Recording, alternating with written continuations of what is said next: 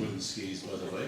But I didn't make out as well as you did. I broke my leg on the last, in 1958, they were wooden skiing on the last day of one of Erna's skiing holidays in Faust.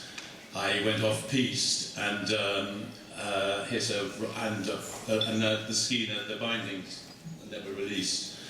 And it put me off skiing for quite a long time, understandably, unfortunately. Anyway, it's fantastic to see so many people here to honour Erna, and I'm more than a little proud to be asked to say a few words about her. She was a very big person in my life, both literally and figuratively. As I mentioned in the foreword to the book, my mother Uli in the early 50s went into 47A, Old Brompton Road, to ask for a temporary job, and she came out with a lifetime friendship. Erna, she became, along with Bobby Shafto, Erna's right-hand woman, really. She organised holidays. She went on all of Erna's trips with her exploratory trips and do deals with hotels. She organised her life, really, her private life to a large extent. Erna moved in an adjacent street to where we lived in South Kensington, and became really part of the family, virtually, until my dad got rather jealous of the amount of time that Mum was spending with Erna, and there was a bit of a friction there, and I didn't come around so much after that. But we saw an awful lot of her, and she was a formidable woman, as those of you who remember her will know. The office is still, the image of that office in 47 Brompton Road is still very vivid to me, and to see her name in red, her signature, still invokes really deep emotions for me, because I used to pass that almost every day. It was on my run from where I lived in Neville Street to South Kent Station, and there it was. And I worked there, my brother and I worked down below in the basement on the franking machine.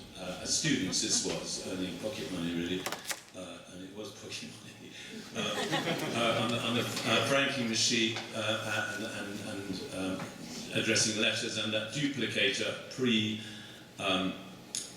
before photocopying machines, which involved lots of carbon paper and incredibly intricate sort of arrangements of paper and ink and things. I believe how easy it is now to copy. I never forget, actually, I still, to this day, when I photocopy something, think, God, that is so easy.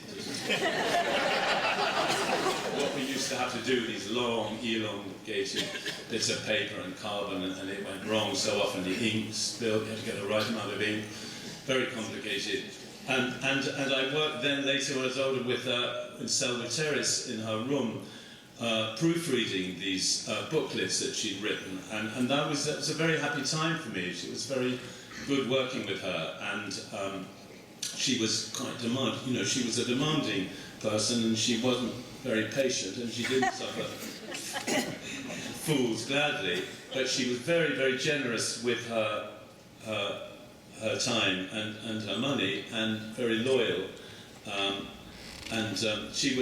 She had a terrific sense of humour, and that's where I used to be able to slip under her sort of fearsomeness, because I was able to make her laugh, which was a great pleasure, because she used to rock when she really did laugh. And those of you who never saw that side of her might be surprised. Most of my memories are an intimate nature, because we lived so close and we were quite young. I suppose I was about 10 when we first knew her. We did lots of things like walk her dogs. She was devoted to her dogs. Nikki, you saw Nikki there, was her first dog she absolutely loved. There was a sort of well, her dogs got less and less sort of wonderful as she went on. Nicky was a completely adorable dog and very, very intelligent, and she adored him. And then she had a dog called Charlie, who I think was named after my father. It was pretty sweet. And we used to take these dogs for walks. And then she had a dog called Timmy, who's, I think, the first, or maybe only dog I know who went to a dog psychiatrist. Because he was very neurotic, and should not, because actually he had a lot of difficulties. And Erna, Erna was godmother to a lot of, she had no children herself, but she was godmother to a lot of children, and she was very fond and never forgot birthdays, and was always very generous. And my daughter, Emily, was one of her goddaughters, and she remembers Erna washing Tilly with washing up liquid. So he was a very eccentric dog. We went on her holidays to Cornwall. We went skiing. We spent time in her garden because you could sunbathe there. We spent a lot of time with her. When I got older and moved away, in my 20s, and I got married, we didn't see so much of her, and she rather disapproved of some of the choices I made. I think she was rather critical of my choice of career and worried that I'd make a living. I'm rather sorry she's not around now. I have managed to make a living. And then I did see her quite a lot when the last few years of her life, which were sad, when she had Alzheimer's. And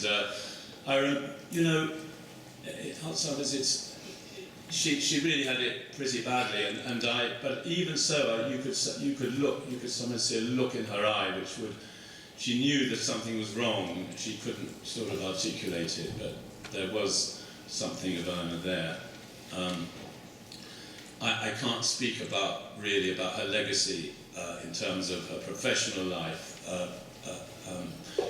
in the travel business, because I didn't really know enough about the travel business. I regret that I didn't take up the opportunities that she offered me as a young man to take parties out as a tour leader. I think I had a lack of confidence or didn't feel like I could cope with that, but I wish I had. She was very sort of trusting in that sense. She'd give people opportunities. You didn't have to go through hoops, and I think that was true of people who came to work with her. I think it was difficult. Was difficult working for her, I think, especially if you're a man. But she wasn't an easy employee, but she gave you opportunities, and if you were good, she appreciated that.